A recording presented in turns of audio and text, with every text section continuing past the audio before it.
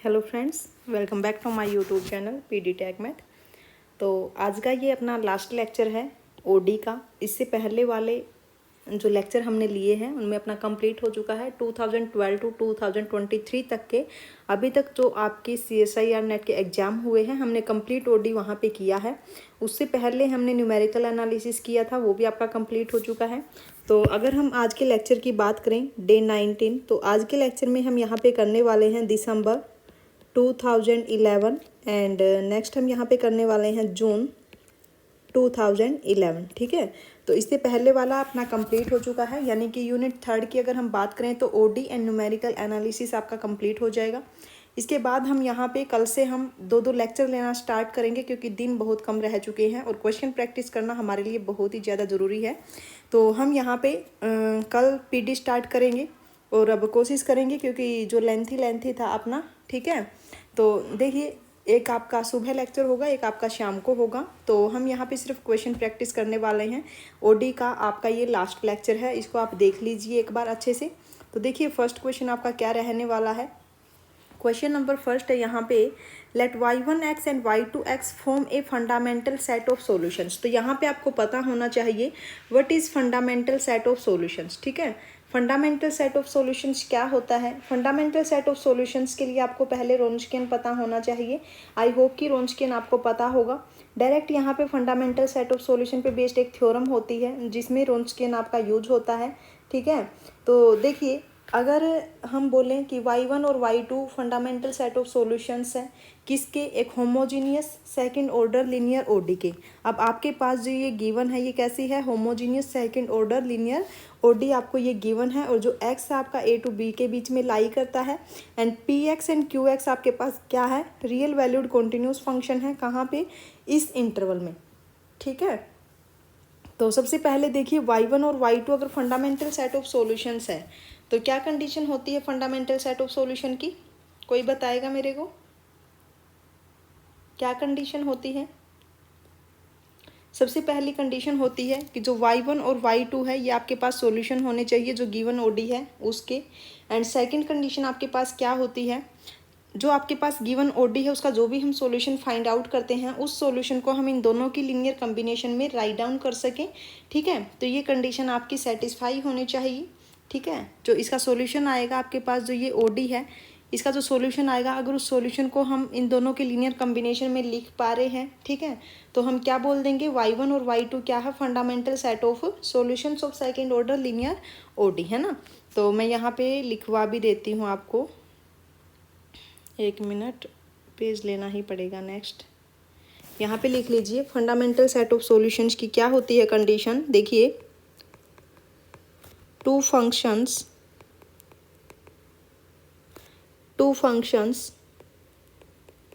y1t and y2t are fundamental set of solutions, मैंने यहाँ पे शॉर्ट फॉर्म लिख दी FSS, of homogeneous second order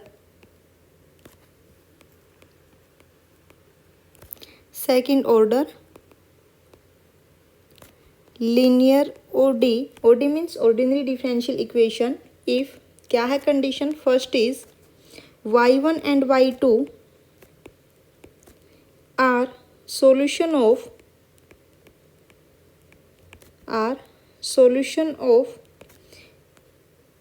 ये आपके पास जो है homogeneous second order linear ODE, है ना, homogeneous second order linear ODE, है ना, ये आप समझ लेना इसको। सबसे पहले क्या होना चाहिए, y1 और y2 सॉल्यूशन होने चाहिए homogeneous second order linear ODE के।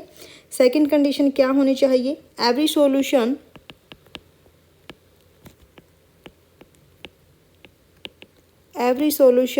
yt, हम इसको इक्वेशन 1 नाम बोल देते हैं ना, ये आपके पास जो है every solution yt of equation 1 can be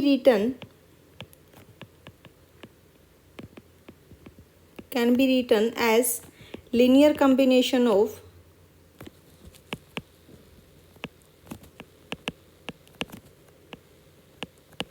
linear combination of y1t and y2t, या फिर आप ऐसे लिखो every solution of this given OD can be written as linear combination means C1 y1t plus C2 y2t and where C1 and C2 is arbitrary constant। ठीक है, तो ये तो हो गई आपकी जो जनरल डेफिनेशन है। अब जो मैंने कहा था कि रोन्स्कियन पे बेस भी होती है, तो एक थ्योरम होती है, आप उसको नोट कर लीजिए।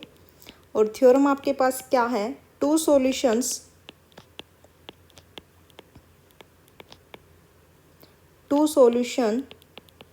y1t and y2t form a fundamental set of solution if the determinant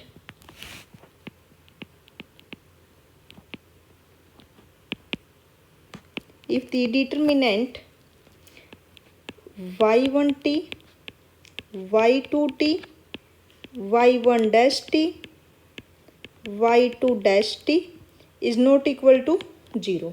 ठीक है, और ये आपके पास क्या होता है, अगर हम इसकी बात करें, ये जो डिटर्मिनेंट है ये आपके पास क्या होता है, रोन्स्कियन ऑफ टी। ठीक है, तो इसमें क्या कहा है कि y1t और y2t आपके पास क्या होगा, fundamental set of solution if Wronskian आपके पास कैसा हो, नॉन जीरो हो। ठीक है, तो यहाँ पे हम रोन्स्कियन फाइंड आउट करके देख सकते हैं। तो अपने क्वेश्चन में हमें क्या गिवन है, y1 और y2 fundamental set of solutions है। तो इसका मतलब क्या है, यहाँ पे रोन्स्कियन ऑफ y1 अब x में है यहाँ पे, तो x यहाँ पे इंडिपेंडेंट है, then y1 x and y2 x। ठीक है, तो रोन्स्कियन यहाँ पे क्या होगा, नॉन जीरो, क्योंकि ये क्या है, फंडामेंटल सेट ऑफ सॉल्यूशंस है, तो यहाँ पे रोन्स्कियन क्या रहा होगा, नॉन जीरो। अब उसके बाद देखिए क्या कहा इसने, if x0 and x1 with x0 is less than x1 are consecutive zeros of y1 x in A B. अब आपके पास ये एक ओपन इंटरवल है a टू b।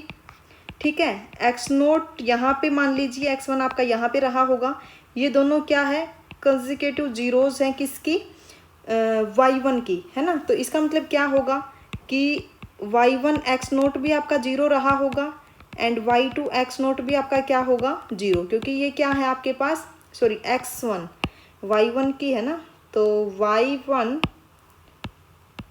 x1 भी आपके पास क्या होगा, जीरो। ठीक है, यहाँ तक x0 और x1 इसकी दोनों जीरोज हैं। ठीक है, अब ये हो गई। अब उसके बाद क्या है, देन फर्स्ट हमें यहाँ पे क्या फाइंड आउट करना है, y1 और y2 फाइंड आउट करना है ना। तो आप सबसे पहले तो ये कंडीशन यहाँ पे लिख लीजिए, क्या कहा मैंने कि जो रोन्स्कियन आपका है y1 एंड y2 क्या होगा, यहाँ पे y1x y2x y1 derivative x y2 derivative x, ये आपका क्या होगा, नॉन जीरो, क्योंकि fundamental set of solution given है। ये आपका होगा y1x y2 dash x minus y2x y1 dash x, ये आपका क्या रहेगा, नॉन जीरो। ठीक है, उसके बाद हमें क्या गिवन है, एक हमें यहाँ पे गिवन है x0 लेस देन x1 और ये दोनों क्या हैं, जीरोज है y1 की, तो यहाँ पे क्या होगा, y1 x0 भी आपका जीरो होगा एंड y1 x1 भी आपका क्या होगा, यहाँ पे जीरो होगा, है ना। y1 x0 भी आपका जीरो हो गया, y1 x1 भी आपका जीरो हो गया। फर्स्ट ऑप्शन में हमें क्या बोला गया है, अगर हम फर्स्ट ऑप्शन की बात करें, y1x is equal to x minus x0 q0 x and q0 x आपके पास क्या है, कंटिन्यूस है क्लोज्ड इंटरवल ए बी में with q0 x0 is non zero, है ना। क्या y1x आपका ये हो सकता है, कैसे चेक करोगे इसको, एक बार इसको यहाँ से ये इरेज कर लीजिए। हमने मान लिया कि y1x आपके पास ये है। ठीक है, हमने यहाँ पे मान लिया कि जो y1x है ये आपके पास ये रहने वाला है। ठीक है, तो क्या होगी कंडीशन उसके बाद, देखिए y1x आपके पास हमने मान लिया कि x माइनस x0 और q0 x है, वे है q0 x0 आपके पास क्या है, नॉन जीरो। अब हमें डेरिवेटिव भी चाहिए है रोन्स्कियन में, तो y1 डैश x आपके पास क्या होगा, यहाँ से q0 x और y1 डैश एक्स नोट की अगर हम वैल्यू फाइंड आउट करें तो क्या आएगा, क्यू नोट एक्स नोट। अब हमें पता है कि क्यू नोट एक्स नोट यहाँ पे क्या है, नॉन जीरो। तो यहाँ से क्या आ जाएगा, this implies y1 dash x note आपके पास क्या हो गया, नॉन जीरो, है ना यहाँ से। तो अगर हम अब रोंचकियन में चेक करें, रोंचकियन चेक कीजिए, एट एक्स नोट पे क्या आएगा, y1 y2 at x naught, ये क्या होगा y1 at x naught y2 dash at x naught minus y2 at x naught and y1 dash at x naught. अब यहाँ पे देखिए जो आपके पास y1 एक्स नोट है ये ज़ीरो है, ठीक है। तो यहाँ से आपके पास क्या हो जाएगा, y1 एक्स नोट आपके पास ज़ीरो है and y1 dash x note आपके पास क्या है, नॉन ज़ीरो है ना। तो यहाँ से जो y2 एक्स नोट है इसके बारे में हमें कुछ नहीं पता, ठीक है, इसके बारे में हमें कुछ नहीं पता। तो यहाँ से आपके पास क्या आ गया, y2 x naught y1 dash x naught, ठीक है। तो ये आपके पास क्या हो गया, नॉन जीरो, क्योंकि ये नॉन जीरो है इसके बारे में हमें कुछ नहीं पता, तो हम नहीं बोल सकते ये जीरो होगा नॉन जीरो। तो एक बार आप यहीं पे रख के चलिए, इसको यहीं पे छोड़ दीजिए, ठीक है, फर्स्ट ऑप्शन को। तो फर्स्ट ऑप्शन में जो y1 एक्स है वो इनकी कंडीशंस को सेटिस्फाई तो करती है, क्योंकि आपकी कंडीशन क्या थी कि जो रोंचकियन आपका होगा वो नॉन जीरो होगा, है ना, रोंचकियन जो आपका होगा। और अगर हम y1 को ये लेके चलते हैं तो रोंचकियन आपका है भी नॉन जीरो, है ना। अब एक बार हम first second third fourth option को और देख लेते हैं कि क्या कंडीशन आती है। सेकंड ऑप्शन में क्या कहा है, y1 x is equal to x minus x naught square p naught x, where p naught x is continuous on a b with p naught x naught is non zero. चलिए हम इसको लेके चलते हैं एक बार, यहाँ पे देखिए अगर हम सेकंड ऑप्शन को लेके चलें तो y1 एक्स आपके पास ये है, तो y1 डैश एक्स अगर हम करें तो क्या आएगा, 2 x minus x note P naught x, है ना। तो y1 डैश एक्स नोट अगर हम करेंगे तो ये आपके पास क्या आ गया, जीरो। और हमें पता है यहाँ पे कि आपके पास क्या गिवन है, y1 एक्स नोट आपके पास जीरो है and y1 dash x note आपके पास क्या है, जीरो, सॉरी y1 x1, एक मिनट, ये आपका यहाँ से क्या है y1 and minus y2 x y1 dash x is non zero, है ना। तो y1 x नोट आपका क्या है, जीरो है एंड y1 x1 भी आपके पास क्या है, जीरो। तो यहाँ से आपके पास क्या आ गया, y1 डैश एक्स नोट क्या है, जीरो। तो यहाँ पे अगर हम एक्स नोट की वैल्यू फाइंड करें तो क्या आएगा, y1 x naught y2 dash x naught minus y2 x naught y1 dash x naught is non zero, ये आना चाहिए, है ना। तो चलिए यहाँ पे इसको इरेज कर लीजिए, हम पुट करके देखते हैं वैल्यूज़ क्या आएंगी।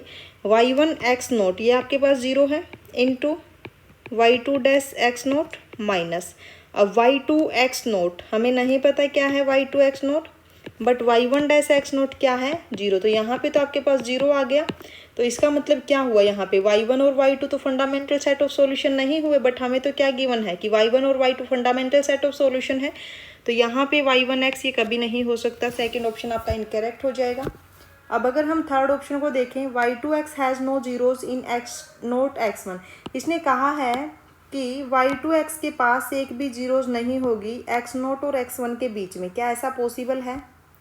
चलिए हम देख लेते हैं, एक्स नोट और x1 आपके पास क्या है, दो कंसेक्यूटिव जीरोज है ना, दो कंसेक्यूटिव जीरोज है y1 एक्स की, यानी कि इसके बीच में एक्स नोट और x1 के बीच में y1 एक्स की कोई और जीरो यहाँ पे नहीं है, ठीक है। ओनली ये दो है एक्स नोट और x1, इसके बीच में कोई जीरो नहीं मिलेगी हमें y1 की।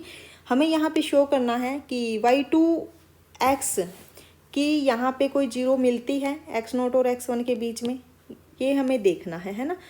तो इसको कैसे चेक करोगे, वैसे तो एक डायरेक्ट रिजल्ट भी होता है कि अगर आपके पास y1 एक्स की दो कंसेक्यूटिव जीरोस है देन y2 एक्स की वहाँ पे एक जीरो आपको पक्का मिलती है ना, उन दोनों के बीच में। बट हम यहाँ पे एक एग्जांपल के थ्रू आपको समझाने की कोशिश करेंगे। यहाँ पे देखिए अगर हम कंसिडर कर लें पी एक्स और क्यू एक्स को, तो पी और क्यू आपके पास कंटिन्यूस फंक्शन है। अगर मैं यहाँ पे पी एक्स को जीरो लूँ और क्यू एक्स को अगर मैं यहाँ पे 1 कंसिडर करूँ तो आपके पास क्या आएगा यहाँ पे, देखिए अगर मैं यहाँ पे पी एक्स को 0 ले लूँ एंड क्यू एक्स को अगर मैं यहाँ पे 1 लूँ, दोनों कॉन्स्टेंट है, ठीक है, कंटिन्यूस होंगे। अब यहाँ पे आपके पास जो ओडी बनेगी क्या होगी, D square Y upon D X square plus Y is equal to 0। तो यहाँ से जो ऑक्सिलरी इक्वेशन होगी M square plus 1 is equal to 0, M is equal to plus minus iota. तो यहाँ से सॉल्यूशन आपका आएगा Y x is equal to C 1 cos X plus C 2 sine X, ठीक है।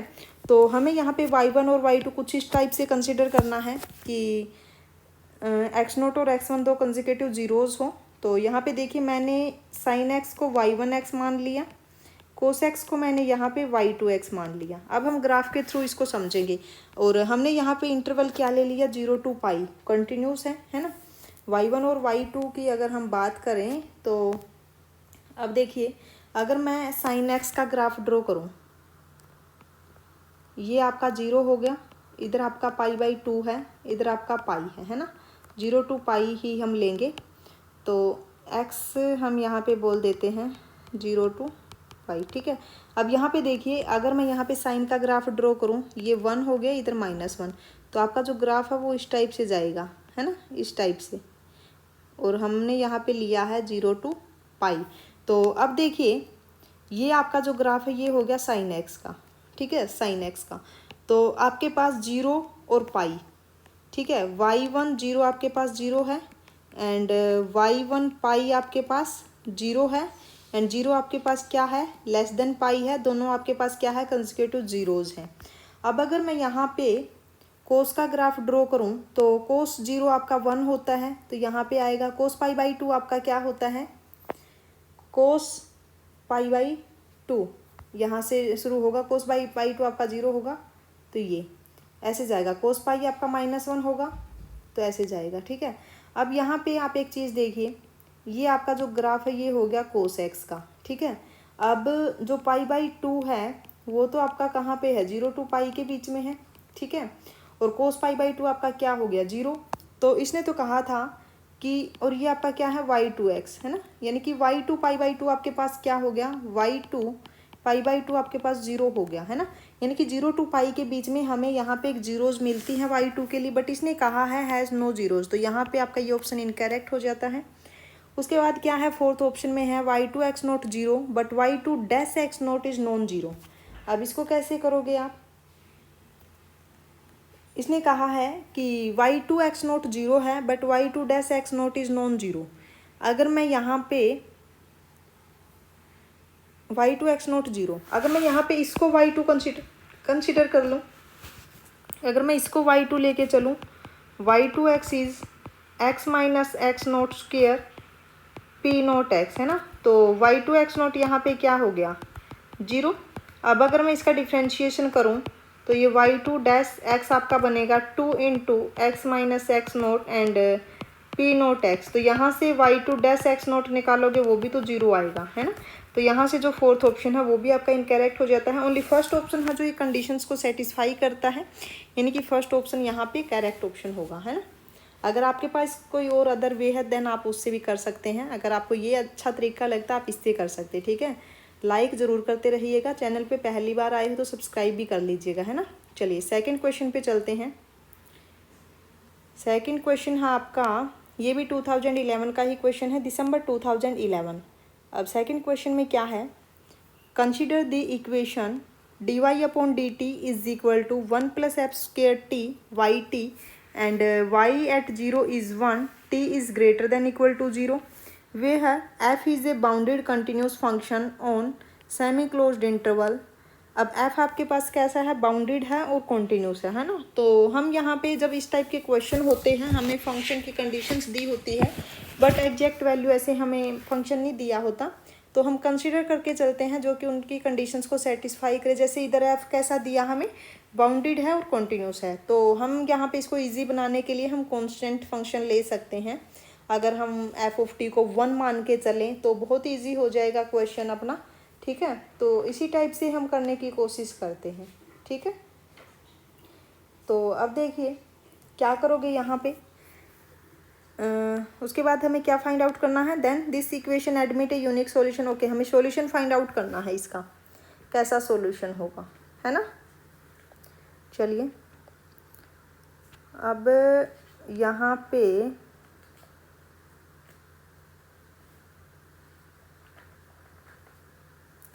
एक मिनट रुक जाइए बस।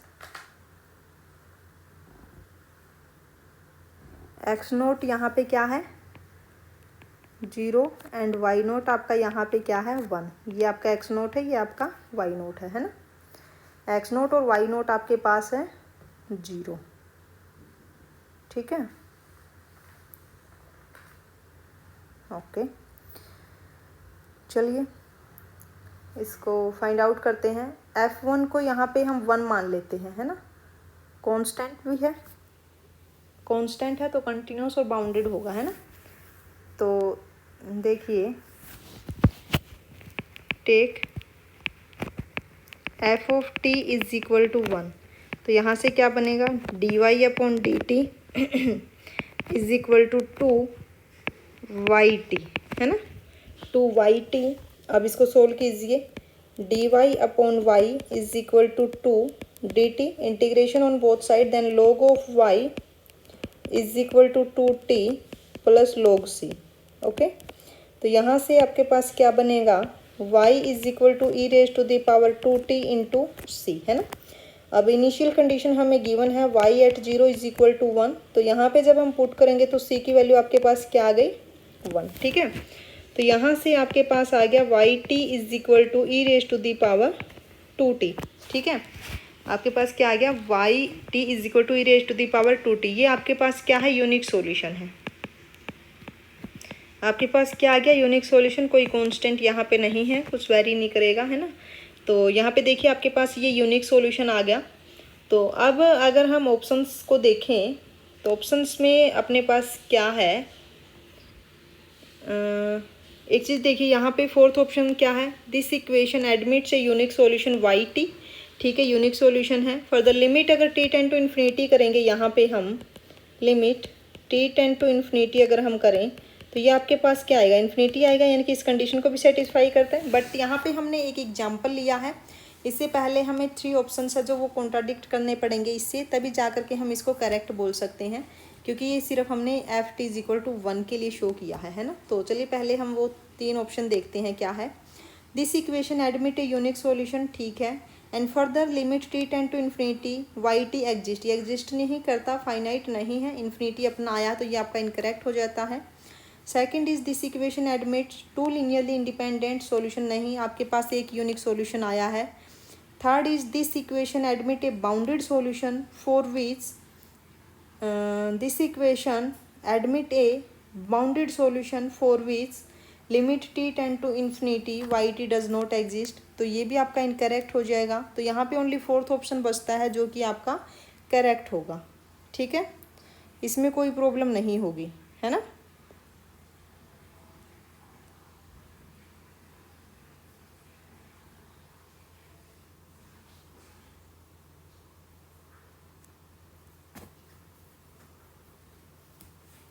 ठीक है, और ये आपका बाउंडेड भी नहीं होता, है ना।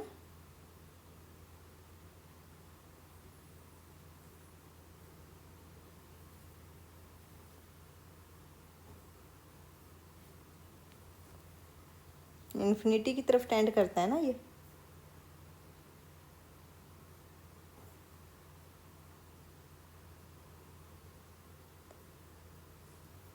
चलिए, तो यहाँ पे फोर्थ ऑप्शन करेक्ट है। नेक्स्ट क्वेश्चन देखिए क्या है, क्वेश्चन नंबर 3 है, दिसंबर 2011 का ये लास्ट क्वेश्चन है आपका। तो क्या है यहाँ पे, consider the first order system of linear equations d x upon D T is equal to a x. A यहाँ पे हमें एक 2x2 की मैट्रिक्स गिवन है, ठीक है। एक्स यहाँ पे क्या है x1t upon x1t and x2t, ठीक है, 2x1 की मैट्रिक्स है। Then first is the coefficient matrix A has repeated eigen values, तो सबसे पहले आइगन वैल्यूज़ फाइंड आउट करनी पड़ेगी। कैरेक्टरिस्टिक इक्वेशन आपकी यहाँ पे क्या होगी, lambda square minus trace of A into lambda plus determinant of A is equal to 0, है ना। तो यहाँ से आएगा लैम्डा स्क्वायर माइनस ट्रेस जब निकालेंगे तो 2 लैम्डा प्लस डिटर्मिनेंट यहाँ से क्या आएगा, डिटर्मिनेंट होगा -3 + 4 यानी कि 1 इज इक्वल टू 0, है ना। तो यहाँ से आपके पास ये कैरेक्टरिस्टिक इक्वेशन आ गई। अब फाइंड आउट कीजिए, यहाँ पे रूट्स क्या बनेंगे, lambda square and minus lambda plus 1 is equal to 0, then lambda common, lambda -1 minus lambda -1 is equal to 0, lambda -1 common होगा, देन यहाँ पे क्या आएगा, लैम्डा -1। तो आपके पास यहाँ पे रिपीटेड रूट आ गए, lambda is equal to 1 and 1, ठीक है। तो जो फर्स्ट ऑप्शन आपके पास है ये आपका करेक्ट हो जाएगा। यही कहा है इसने, the coefficient matrix A has a repeated eigen values. Okay, repeated eigen values है क्या है, 1 and 1। ओके, सेकेंड ऑप्शन में क्या है, there is only one linearly independent eigen vector. अब आइगन वेक्टर फाइंड आउट कीजिए, इसके कोरस्पॉन्डिंग क्या होता है आइगन वेक्टर। आप इस टाइप से लिखते हो, a x is equal to lambda x, है ना। तो यहाँ पे जो ये एक्स आपके पास है ये क्या है, आइगन वेक्टर है, ठीक है। और जो ये लैम्डा आपके पास है ये क्या है, आइगन वैल्यू, है ना, आइगन वैल्यू। आप इसको कैसे लिख सकते हो, a x minus of lambda x is equal to 0, then यहाँ पे क्या आएगा, a minus lambda I into x is equal to 0, ठीक है। तो लैम्डा आपका यहाँ पे क्या है, 1 के कोरस्पॉन्डिंग हमें आइगन वेक्टर फाइंड आउट करना है। तो क्या आएगा यहाँ से, ए मैट्रिक्स हमारे पास क्या है, ए मैट्रिक्स है 3 -2 2 -1, ओके, एंड माइनस लैम्डा आपके पास 1 है तो ये होगा 1 0 0 1, ठीक है। और यहाँ पे है आपके पास x यानी कि x1 and x2 is equal to 0। तो ये आपके पास होगा 3 -1 यानी कि 2 2 एंड -2, और ये क्या होगा, -1 -2, ओके। और यहाँ पे है x1 and x2 is equal to 0 0, ठीक है। तो यहाँ से इक्वेशन आपकी क्या बनेगी, 2x1 + 2x2 is equal to 0 and minus of 2x1 minus of 2x2 is equal to 0। तो यहाँ से आपके पास आएगा x1 is equal to x2, ठीक है। तो अगर हम यहाँ पे x1 is equal to minus of x2 यानी कि यहाँ से हम लिख सकते हैं x2 is equal to minus of x1। तो आइगन वेक्टर जो यहाँ पे होगा x1 इज इक्वल टू, वो आपका क्या रहने वाला है, x1 and minus of x1 को कॉमन ले लीजिए, तो ये आपका आएगा 1 एंड -1, ठीक है। तो ये आपका आइगन वेक्टर होगा, एक ही है ना। और यही इसने कहा है, there is only one linearly independent eigen vector 1 and -1। Second option आपका करेक्ट हो जाएगा। Third is the general solution of the ODE is ax1 + bx2 e⁻t। हमें यहाँ पे जनरल सॉल्यूशन फाइंड आउट करना है, ठीक है। वे है A B are arbitrary constant. तो जब जनरल सॉल्यूशन फाइंड आउट करना हो तो हम वहाँ पे आइगन वेक्टर्स भी फाइंड आउट करते हैं पहले, दोनों आइगन वैल्यूज़ के कोरस्पॉन्डिंग, उसके बाद ही हम यहाँ पे जनरल सॉल्यूशन देखते हैं। और इसने क्या कहा है, where A B are arbitrary constant and x1 और x2 की वैल्यू दी है कि x1 और x2 आपके पास ये है, ठीक है। तो जनरल सॉल्यूशन हमें यहाँ पे फाइंड आउट करना पड़ेगा कि क्या होगा। और फोर्थ ऑप्शन में इसने क्या कहा है, the vectors x1 and x2 in option 3। Okay, तो पहले हमें x1 और x2 फाइंड आउट करने पड़ेंगे, ठीक है। यहाँ से इसको इरेज कर लीजिए, जनरल सॉल्यूशन फाइंड आउट करते हैं पहले हम।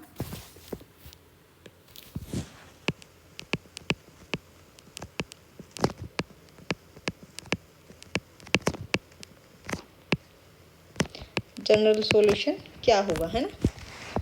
तो देखिए सबसे पहले हमें क्या गिवन है, dx/dt यानी कि x1' and x2' is equal to ax। A matrix आपके पास 3 2 -2 -1, ओके, एंड यहाँ पे है x1t एंड x2t, ठीक है। तो यहाँ से अगर हम इसको सोल्व करें तो ये आपका आएगा x1' is equal to 3x1t + 2x2t, है ना। और यहाँ से क्या आएगा, x2' is equal to minus of 2x1t and minus of x2t, ठीक है। ये क्या हो जाएगा, minus of 2x1t minus of x2t, okay. तो ये आपके पास हो गई first equation and this is the second equation हमने इनको सोल्व करना है। अब देखिए x1 डैश टी में भी x1 और x2 दोनों हैं, x2 डैश टी में भी x1 x2 दोनों हैं। तो हम यहाँ पे क्या करें कि एक ही वेरिएबल में ये अपनी आ जाए, आसानी से हम फाइंड आउट कर सकें, है ना। कैसे करोगे इसको, बोलिए कैसे करोगे। अगर हम x2 डैश टी को भी x1 में लेकर के आ जाएं,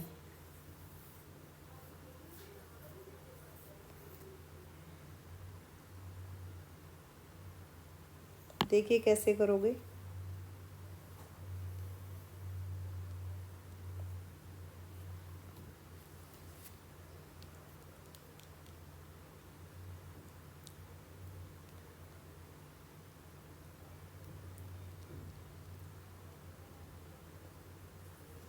अगर हम x1 का अगेन डिफ्रेंशिएशन करें तो यहाँ से आपके पास क्या आएगा, x1 double dash t is equal to 3 x1 dash t plus 2 x2 dash t. अब x1 डैश और x2 डैश की वैल्यू यहाँ पे पुट कर दीजिए, तो ये होगा x1 double dash t is equal to 3 x1 dash t क्या है 3x1 plus 2x2 plus 2x2 dash क्या है minus of 2x1 minus of x2। तो ये होगा x1 double dash t is equal to 9x1 plus 6x2 minus 4x1 minus of 2x2। तो ये क्या होगा यहाँ से 5x1 एंड प्लस 4x2। तो ये आ गया x1 डबल डैश टी, ठीक है। x1 डबल डैश टी आपके पास ये आ गया 5x1 प्लस 4x2। अब यहाँ पे 2x2t की वैल्यू क्या है x1 dash T minus of 3x1t, है ना। तो यहाँ पे अगर हम इसको ऐसे लिखें 5x1 प्लस 2 इंटू 2x2 की वैल्यू पुट कर दीजिए यहाँ पे। तो ये होगा x1 double dash t is equal to 5x1 plus 2 into यहाँ से आएगा x1 dash T minus of 3x1t, ठीक है। तो ये होगा 5x1 plus 2x1 dash minus 6x1, है ना। तो ये हो गया x1 double dash minus of 2x1 dash और ये आएगा माइनस ऑफ x1 यानी कि plus x1 is equal to 0, है ना। तो यहाँ से अगर हम ऑक्सिलरी इक्वेशन निकालें तो वो बनेगी m square minus of 2m plus 1 is equal to 0, ठीक है। इधर से अगर हम रूट्स निकालें तो वो आएगा m is equal to 1 and 1, ठीक है। तो x1t की तो वैल्यू हमें यहाँ पे मिल गई। x1t यहाँ से क्या आ गया, x1t यहाँ से आ गया x1t is equal to c1 plus c2t into e raise to the power t। x1t आ गया। अब हमें चाहिए x2t, ठीक है। तो इसका डिफ्रेंशिएशन कीजिए। x2t हम यहाँ से निकाल लेंगे। देखिए x2t हमें चाहिए है तो इधर से, है ना, x2t हम इधर से निकाल सकते हैं। x1 का डिफ्रेंशिएशन करना पड़ेगा, ठीक है। x1 का डिफ्रेंशिएशन करेंगे और यहाँ से देखिए अपने पास क्या है x1 डैश टी हमें क्या गिवन है, x1 डैश टी है 3x1 माइनस प्लस 2x2, है ना। तो हमें x2 की चाहिए है, तो ये क्या होगा 2x2 is equal to x1 dash minus of 3x1। ये होगा x2 is equal to 1/2 x1 dash minus of 3x1। अब x1 की वैल्यू तो अपने पास आ गई, x1 डैश की चाहिए, है ना। इसका डिफ्रेंशिएशन करेंगे। x1 dash t is equal to E raise to the power t as it is, यहाँ पे होगा c2 e raise to the power t and plus c1 plus c2t, ये एज इट इज़ एक्सपोनेंशियल का ये हो जाएगा, है ना। तो यहाँ से कॉमन निकाल लेंगे तो क्या आएगा c1 plus c2 plus c2t e raise to the power t। अब x2t की वैल्यू चाहिए है, x2t इज इक्वल टू 1/2 और ये क्या होगा c1 plus c2 plus c2t e raise to the power t minus 3 c1 plus c2t e raise to the power t, है ना। अब इसको अगर हम सिंप्लीफाई करें तो यहाँ से क्या आएगा, यहाँ पे है c1 minus of 3c1 minus of 2c1 -2c1/2 आपका बचेगा -(c1). एक्सपोनेंशियल हम बाहर कॉमन ले लेंगे, दोनों में है। अब c2 है यहाँ पे c2, ओके, c2/2 बचेगा +(c2/2), ठीक है। अब t में है c2t/2 एंड -(3c2t/2), तो यहाँ पे आएगा -(c2t) और e⁻t आपका कॉमन होगा, है ना। अब हमें यहाँ पे सॉल्यूशन चाहिए। x1t आ गया आपके पास, x1t ये हो गया, ठीक है।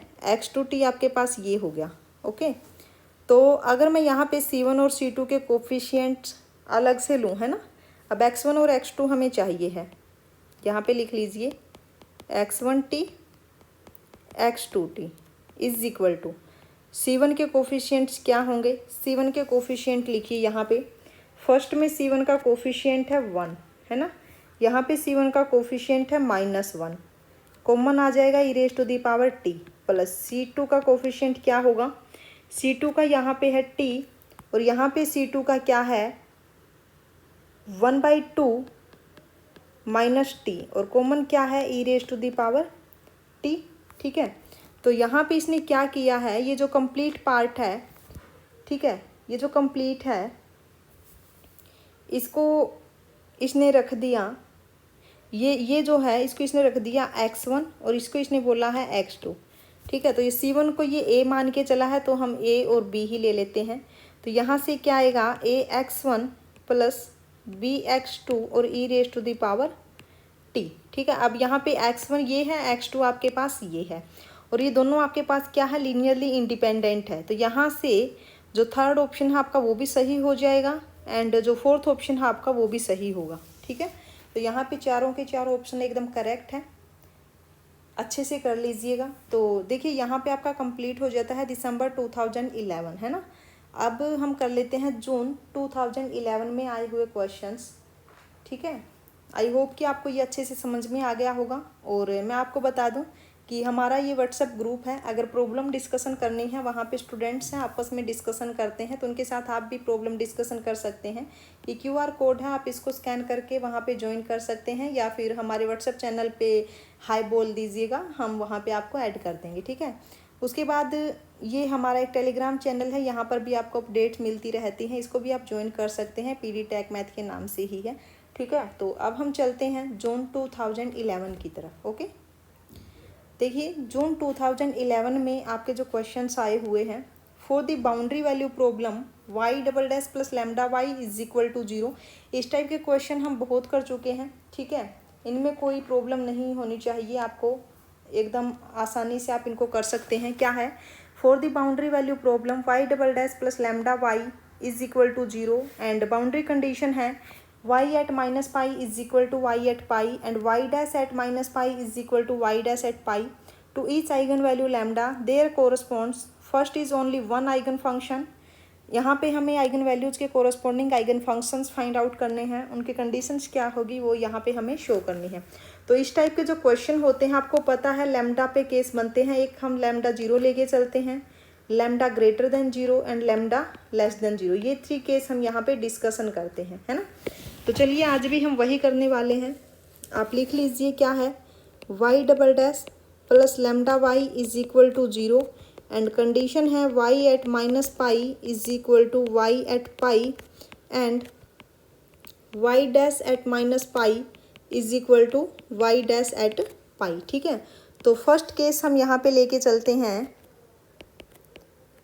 If lambda is equal to 0, अगर लैम्डा आपका 0 हो गया, ठीक है, अगर लैम्डा आपका 0 है तो यहाँ पे आपके पास क्या होगा, y double dash is equal to 0, this implies m square is equal to 0 and this implies m is equal to 0 0, this implies y of x यहाँ पे क्या बनेगा c1 प्लस c2 x, है ना। अब बाउंड्री कंडीशंस पुट कीजिए, y at -pi क्या होगा यहाँ पे c1 minus of c2 pi, है ना, एंड y एट पाई यहाँ पे आपके पास क्या होगा इज c1 प्लस c2 पाई। अब इन दोनों को हमें इक्वल रखना है, तो ये आपके पास क्या बनेगा c1 minus of c2 pi is equal to c1 plus c2 pi, है ना। तो यहाँ से C वन कैंसिल होगा and 2C2 pi is equal to 0। अब 2 पाई नॉन जीरो है तो यहाँ से आपके पास जो C2 है उसको ही 0 होना पड़ेगा, C2 आपका 0 हो गया। अब अगर मैं यहाँ पे डिफ्रेंशिएशन करूँ y डैश एक्स क्या होगा, C2 है ना। तो यहाँ से y dash minus pi is equal to y dash pi, तो ये आपका आएगा C1 is equal to C1 है ना। तो आपके पास यहाँ पे सॉल्यूशन आ गया y x is equal to C1। अब अगर C1 0 हो गया तो ओनली ट्रिवियल सॉल्यूशन मिलेगा, ठीक है। और ट्रिवियल सॉल्यूशन अगर है तो उसके कोरस्पॉन्डिंग हमें कोई आइगन फंक्शन नहीं मिलता। अगर C1 आपका यहाँ पे नॉन जीरो हुआ देन यहाँ पे इनफाइनाइटली मैंने यहाँ पे आइगन फंक्शंस आपको मिलेंगे, ठीक है। तो यहाँ पे C1 पे ही डिपेंड करता है। हम सेकंड केस लेकर के चलते हैं। अब यहाँ पे इसको एक बार थोड़ा इरेज कर लीजिए, यहाँ से हम यहीं पे इसका सेकंड केस ले लेते हैं।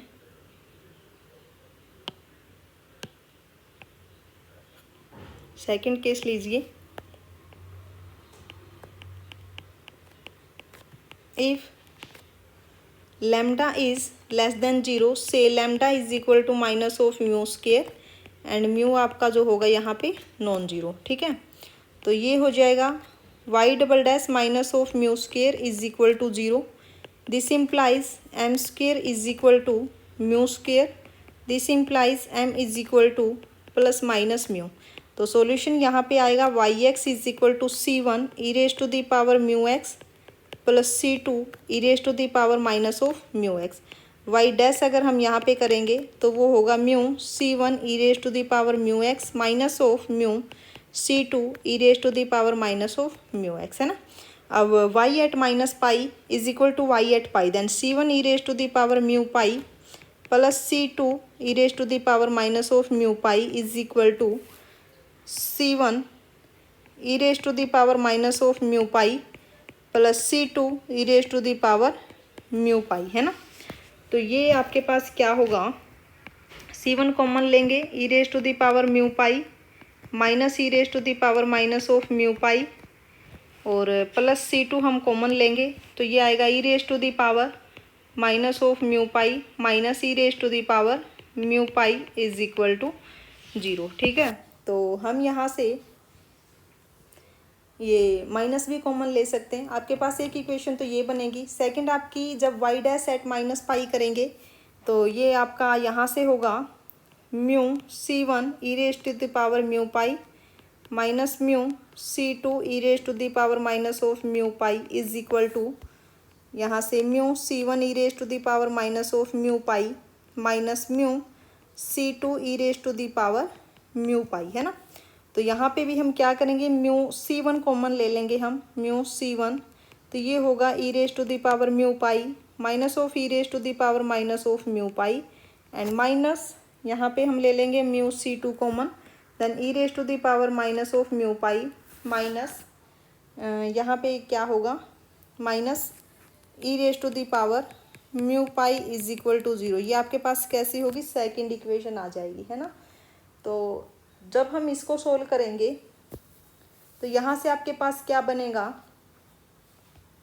जब हम इसको सोल्व करेंगे तो यहाँ पे देखिए इसको थोड़ा सा और सिंप्लीफाई करना पड़ेगा। हम यहाँ पे क्या कर लेते हैं, इसको एक बार ऊपर से इरेज कर लीजिए, बस ये दो इक्वेशन रखिए जहाँ से हमें कॉमन लेना है। यही है अपने काम की फ़िलहाल। अब यहाँ पे देखिए अगर मैं यहाँ पे माइनस कॉमन लूँ, अगर मैं यहाँ पे माइनस लूँ, इधर आपका माइनस आएगा इधर प्लस आएगा, तो मैं ये कॉमन ले लेती हूँ दोनों से। ये होगा e raise to the power mu pi minus e raise to the power minus of mu pi और यहाँ पे होगा C1 minus of C2 is equal to 0, ठीक है। अब आप इसको इरेज कर दीजिए, यहाँ पे इसका अब कोई काम नहीं है। अब उसके बाद सेकंड इक्वेशन देखिए क्या है। अब यहाँ पे है ऐसे ही इसमें कीजिए, इधर माइनस कॉमन लीजिए, इधर माइनस आएगा इधर प्लस हो जाएगा। ऐसे ही यहाँ पे हम क्या करते हैं, म्यू ये हम कॉमन ले लेते हैं, म्यू तो आपका सब में ही रहेगा और ये आपका होगा e raise to the power mu pi minus of e raise to the power minus of mu pi और यहाँ पे आपका रहने वाला है is C1 plus C2 is equal to 0। ठीक है, आपको पता है ये आपका 0 होगा नहीं, तो हमें यहाँ पे इसको ही 0 करना पड़ेगा। ये मैं बहुत बार कर चुकी हूँ, ये आपका नॉन जीरो होगा। म्यू आपको पता ही है नॉन जीरो है, तो यहाँ से आपका क्या हो जाएगा, C1 minus C2 is equal to 0। और यहाँ से आपका क्या रहने वाला है, C1 plus C2 is equal to 0। तो यहाँ से होगा C1 is equal to C2 और इधर से आपका हो जाएगा C1 is equal to minus of C2, है ना। तो C1 is equal to C2 and C1 is equal to minus C2, ये दोनों कंडीशन कब पॉसिबल है, ये दोनों कंडीशन कब पॉसिबल है, जब आपका C1 और C2 ये दोनों कैसे हो, 0 हो। ठीक है, तो यहाँ से हमें ट्रिवियल सॉल्यूशन मिला है केवल। ठीक है, और इसके कोरस्पॉन्डिंग हमें आइगन फंक्शन नहीं मिलेगा, ये हमें पता है। तो अब सिर्फ यहाँ पे थर्ड केस बचता है, तो हम थर्ड केस को कर लेते हैं। क्या बनता है थर्ड केस, है ना। चलिए अब इसको कंप्लीट को हम इरेज कर रहे हैं, अगर आपने कर लिया हो। ठीक है, अगर नहीं किया है एक बार आप देख लीजिए, नहीं तो हम यहाँ पे इन दोनों केस को इरेज करेंगे, देन हम थर्ड केस यहाँ पे डिस्कस कर लेते हैं, है ना। चलिए थर्ड केस आपका क्या रहने वाला है, if lambda is greater than 0, है ना। आपका इक्वल हो चुका है, लेस देन हो चुका है। अब सिर्फ एक ही केस आपका रहता है, कौन सा है, केस थर्ड।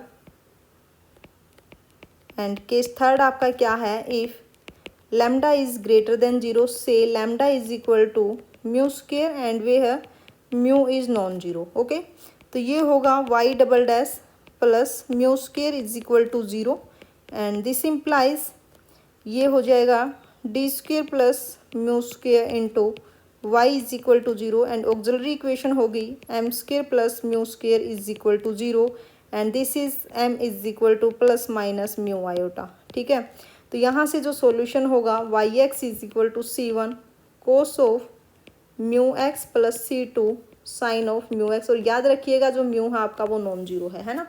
तो जब हम यहाँ पे अपनी बाउंड्री कंडीशंस पुट करेंगे, तो एक बार आप इसका डिफ्रेंशिएशन कर लीजिए। वाई डैश एक्स क्या होगा यहाँ से, minus of mu C1 sine of mu x plus mu C2, ये आपका होगा कोस ऑफ म्यू एक्स, है ना।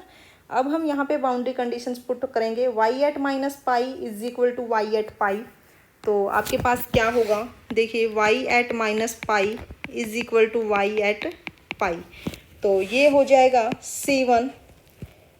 C1 cos of minus mu pi. अगर हम करेंगे cos minus theta cos theta होता है, देन हम इसको डायरेक्ट लिख लेते हैं C1 cos of mu pi minus of C2 sine minus theta minus sine theta, then minus of C2 sine of mu pi is equal to, अब ये होगा C1 cos of mu pi plus C2 sine of mu pi, है ना।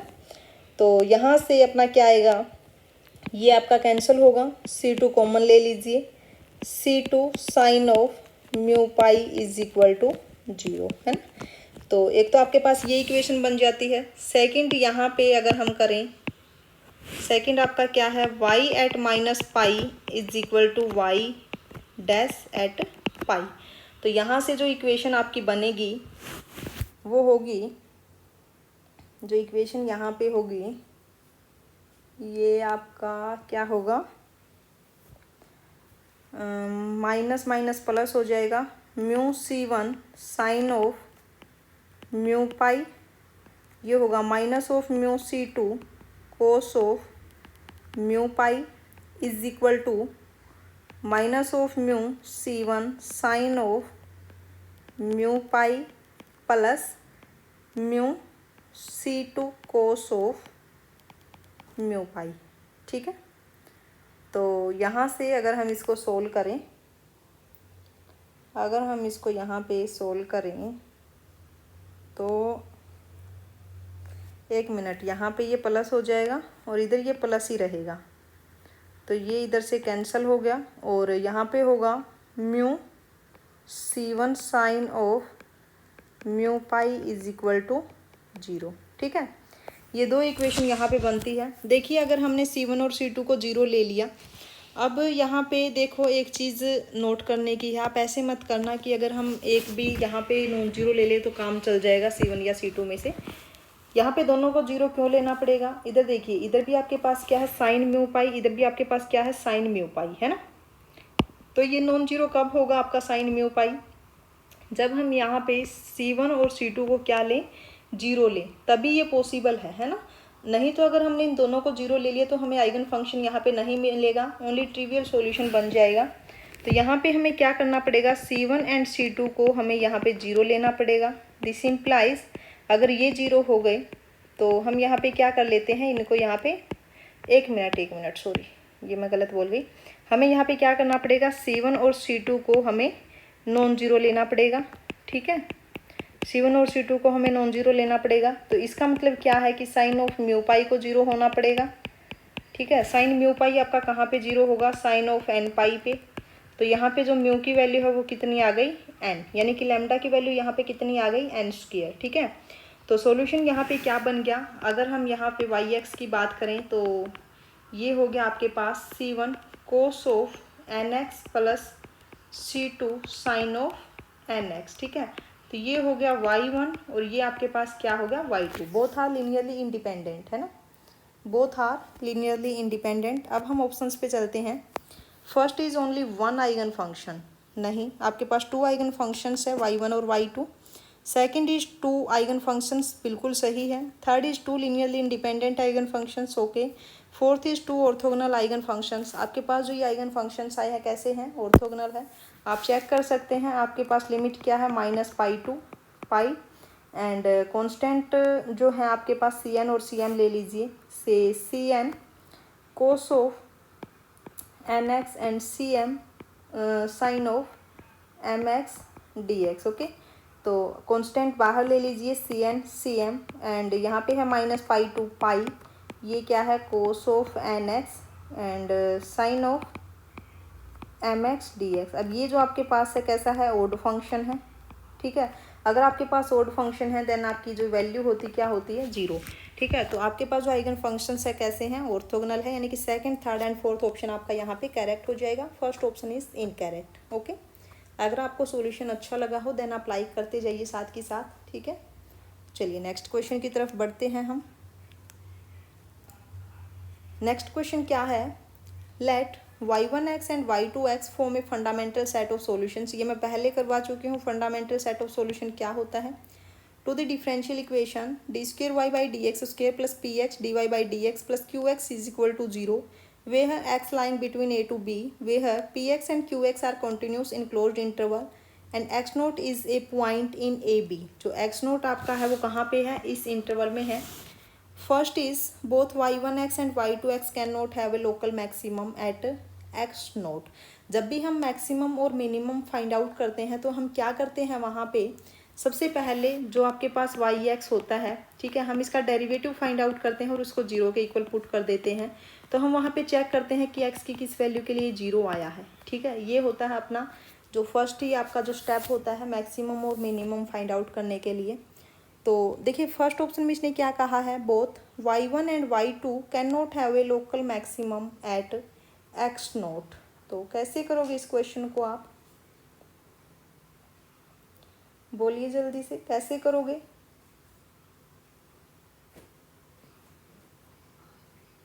अब यहाँ पे एक चीज़ देखिए, y1 और y2 क्या है, फंडामेंटल सेट ऑफ सॉल्यूशन। तो यहाँ से आपके पास क्या आएगा, रोंस्कियन ऑफ y1 एंड y2 आपके पास क्या रहा होगा, नॉन जीरो, अगर ये फंडामेंटल सेट ऑफ सॉल्यूशन है। ठीक है, तो ये आपके पास क्या रहेगा, इज नॉन जीरो, ओके। ठीक है ना,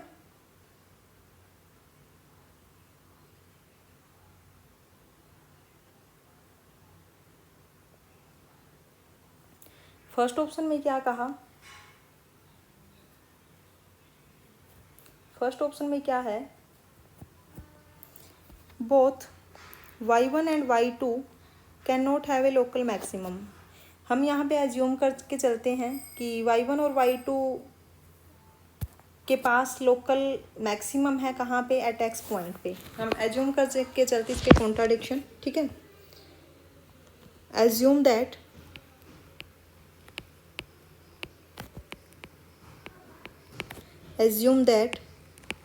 y1 and y2 attains local maximum local maximum at x naught. ठीक है, तो इसका मतलब यहाँ पे क्या होगा, y1 dash at x naught भी आपके पास जीरो होगा and y2 dash at x naught भी आपके पास क्या हो जाएगा, जीरो। अब अगर मैं यहाँ पे रोंचकियन फाइंड आउट करूँ y1 एंड y2 का कहाँ पे एट एक्स नोट पॉइंट पर, तो ये क्या होगा आपका y1 at x naught, y2 at x naught, y1 dash at x naught and y2 dash at x naught. ये तो आपके पास क्या आ जाएगा, जीरो, क्योंकि यहाँ पे y1 और y2 डैश क्या है, जीरो है। ठीक है, तो इसका मतलब क्या हो गया, यहाँ पे y1 और y2 तो क्या हो गए, लीनियरली डिपेंडेंट हो गए। बट आपके पास क्या है, बट y1 एंड y2 आपके पास क्या है, solution of fundamental set of solution, y1 and y2 are fundamental set of solution. तो इसका मतलब तो यहाँ पे क्या था कि जो रोंचकियन ऑफ y1 एंड y2 था वो आपका नॉन जीरो होना चाहिए। तो इसका मतलब ये हुआ यहाँ पे कि y1 और y2 कभी भी लोकल मैक्सिमम नहीं होंगे एट एक्स नोट पॉइंट पर। y1 और y2 के पास लोकल मैक्सिमम नहीं होगा कहाँ पे, एक्स नोट पॉइंट पर। ये इसने बिल्कुल सही कहा है, फर्स्ट ऑप्शन आपका करेक्ट हो जाएगा, क्योंकि हम यहाँ पे इसका कॉन्ट्रा पॉजिटिव लेके चले थे। हमने यहाँ पे एज्यूम किया था कि इसके पास लोकल मैक्सिमम अगर हो तो क्या होगा, अगर लोकल मैक्सिमम हुआ ना तो रोंचकिन आपका क्या हो जाएगा, जीरो। ठीक है, तो इसका मतलब है यहाँ पे कभी भी लोकल मैक्सिमम नहीं हुआ इस पॉइंट पर। सेकंड में सिमिलरली मिनिमम के लिए यही होगी ट्रू। ठीक है, सेकंड भी आपका करेक्ट होगा। थर्ड में क्या कहा, y1x can not have a local maximum at x naught, हम एज्यूम कर लेंगे कि है, तो y1 dash x note zero हो जाएगा। सिमिलरली y2 के लिए हो जाएगा। ठीक है, तो यहाँ पे जो थर्ड ऑप्शन है वो भी आपका बिल्कुल सही होगा। फोर्थ ऑप्शन में क्या है, both y1x and y2x can not vanish at x naught simultaneously, यानी कि दोनों एक साथ एट एक्स नोट पर जीरो नहीं हो सकते। अगर ये जीरो हो गए तो वही कंडीशन हो जाएगी, रोंचकियन जो है वो जीरो हो जाएगा, y1 y2 लीनियरली डिपेंडेंट आ जाएंगे। तो यहाँ पे जो फोर्थ ऑप्शन है वो भी आपका बिल्कुल सही है कि ये दोनों एक साथ जीरो नहीं हो सकते। ठीक है, चलिए नेक्स्ट क्वेश्चन पे चलते हैं। नेक्स्ट क्वेश्चन क्या है, let p be a polynomial of degree n with n is greater than equal to 2, then the initial value problem u dash t is equal to p u t and u at 0 is equal to 1 has always a unique solution. Second, n number of distinct solution in R. Third is no solution in any interval containing 0 for some p. And fourth is a unique solution in an interval containing 0। अब यहाँ पे देखिए ये आपके पास क्या है, x note है, ये आपके पास क्या है, यू नोट है। ठीक है, ये इनिशियल कंडीशन हमें गिवन है, पी आपके पास क्या है, एक पॉलिनोमियल है। अब आपके पास एक थ्योरम होती है यूनिकनेस वाली, और थ्योरम आपके पास क्या है एक बार वो देख लीजिए। अगर मैं यहाँ पे थ्योरम राइट डाउन करवाऊँ तो उसी से ये क्वेश्चन होगा। देखिए थ्योरम आपके पास क्या है, डायरेक्ट रिजल्ट है यहाँ पे। इफ़ अगर आपके पास एक इनिशियल वैल्यू प्रॉब्लम गिवन है, आप वो नोट कर लीजिए पहले। आपके पास एक इनिशियल वैल्यू प्रॉब्लम गिवन है, dy upon dx is equal to f(x(y) and y at x naught is equal to y naught. अब यहाँ पे जो आपके पास रिजल्ट है क्या है, if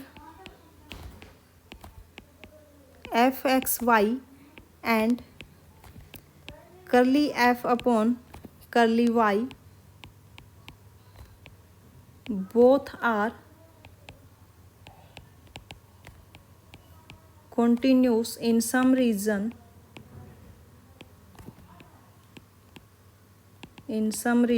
are containing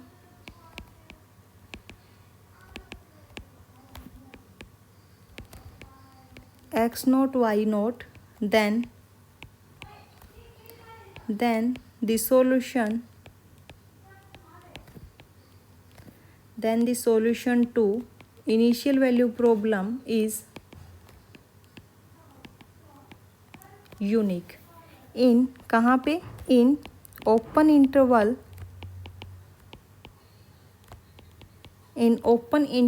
I containing x note. Okay, ठीक है, तो इसको हम क्या बोलते हैं, यूनिकनेस थ्योरम। अब आपके पास क्या है यहाँ पे, p आपके पास क्या है, p पी आपके पास एक पोलिनोमियल है ना, तो करली पी अपॉन करली टी अगर हम पी की बात करें एंड करली पी अपॉन करली टी अगर हम फाइंड आउट करें तो ये दोनों के दोनों क्या होंगे, बोथ आर कॉन्टिन्यूस। ये दोनों यहाँ पे क्या होंगे, कॉन्टिन्यूस होंगे सम रीजन आर में। अब एक्स नोट यहाँ पे क्या है, 0 है, तो यूनिक सॉल्यूशन तो है ना, यूनिक सॉल्यूशन है। फोर्थ ऑप्शन में क्या कहा है, ए unique solution in an interval containing 0, यानी कि फोर्थ ऑप्शन तो आपका बिल्कुल सही हो जाएगा। थर्ड में कहा है no solution in any interval containing 0 for some p, ठीक है, no solution in any interval containing 0, but यहाँ पे आपके पास जो थ्योरम है यूनिकनेस थ्योरम, उससे तो आपका ये कॉन्ट्राडिक्ट हो जाता है, थर्ड ऑप्शन आपका कॉन्ट्राडिक्ट हो गया। Second is an number of distinct solution, but हमने यहाँ पे देखा है कि यूनिक सॉल्यूशन मिलेगा, तो सेकंड भी आपका इनकरेक्ट हो जाता है। First is a unique solution in are, ठीक है, ए यूनिक सॉल्यूशन इन आर, इसके लिए मैं आपको एक एग्जांपल देती हूँ, उससे कॉन्ट्राडिक्ट ये हो जाएगा।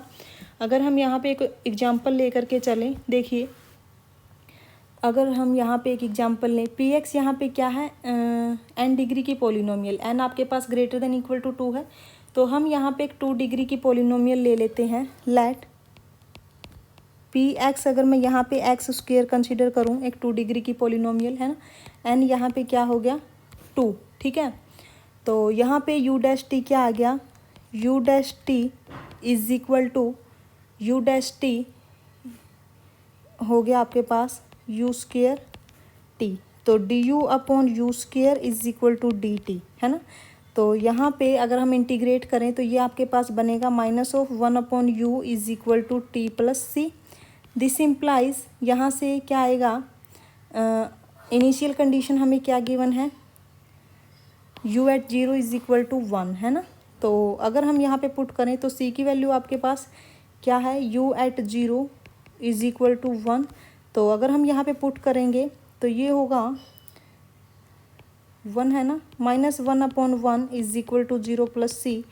This implies c is equal to -1, तो u जो है आपके पास, ut आपके पास यहाँ से आएगा ut is equal to 1 upon 1 minus t, ठीक है, ये आ गया। अब ये यूनिक सॉल्यूशन तो मिल गया हमें, ठीक है, यूनिक सॉल्यूशन हमें मिल गया, ओके। अब फर्स्ट ऑप्शन में इसने क्या कहा था कि यूनिक सॉल्यूशन होगा कहाँ पे, आर में। अब अगर मैं यहाँ पे टी को 1 ले लूँ तो यहाँ पे सॉल्यूशन एग्जिस्ट नहीं करता, है ना। अगर टी को 1 ले लिया और जो 1 है वो कहाँ पे है, आर में है, तो सॉल्यूशन एग्जिस्ट नहीं करता यहाँ पे, तो फर्स्ट ऑप्शन आपका इनकरेक्ट हो जाता है, ठीक है, क्योंकि जो अगर हम T1 के लिए देखें तो यहाँ पे सॉल्यूशन एग्जिस्ट ही नहीं करता है ना। तो यहाँ से ओनली फोर्थ ऑप्शन आपका करेक्ट होगा, ओके।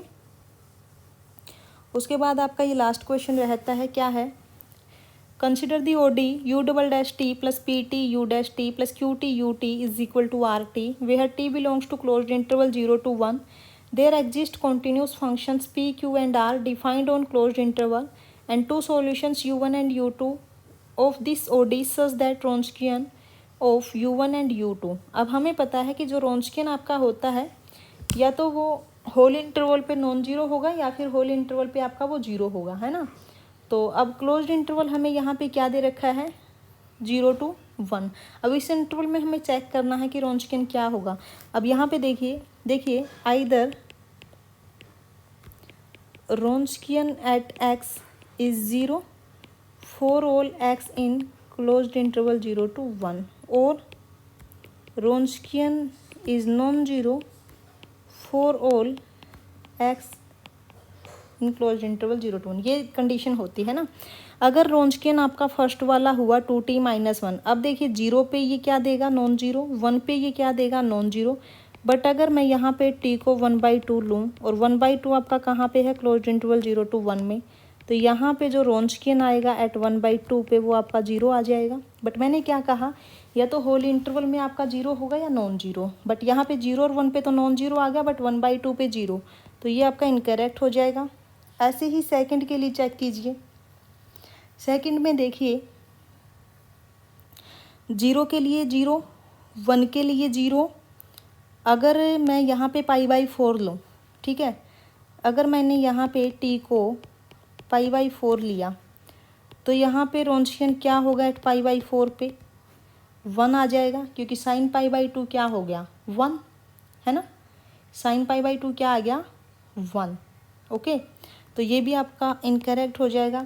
थर्ड में क्या है, कोस ऑफ 2 पाई टी, 0 पे क्या होगा 1 और 1 पे क्या होगा 1। अगर मैं वही करूँ पाई बाई 2 पाई बाई 4 तो कोस पाई बाई 2 क्या होता है 0, तो थर्ड भी आपका इनकरेक्ट होगा। फोर्थ आपका कांस्टेंट है, तो ये तो आपका हमेशा नॉन जीरो रहेगा पूरे इंटरवल में, तो आपका फोर्थ वाला करेक्ट हो जाएगा। ठीक है, तो आज का लेक्चर आपका यहीं पे कंप्लीट होता है। अगर आपको वीडियो अच्छी लगी हो तो लाइक ज़रूर कर दीजिएगा, चैनल को सब्सक्राइब कीजिएगा। तो आपका ओडी भी कंप्लीट हो चुका है, न्यूमेरिकल भी कंप्लीट हो चुका है। तो देखते हैं, हम कल से ट्राई करते हैं नया टॉपिक और 2 लेक्चर हम लेना स्टार्ट करेंगे। अभी हमने जो ओडी का किया है तो ग्रीन फंक्शन हमने नहीं किया है ना, तो याद रखिएगा ग्रीन फंक्शन का हम अलग से लेक्चर लेंगे, उसमें हम ग्रीन फंक्शन के ही क्वेश्चन करेंगे सारे अब तक जितने भी आए हैं। तो आप ये नोट कर लीजिएगा। ओके, और अपनी तैयारी अच्छे से कीजिए। Thank you so much.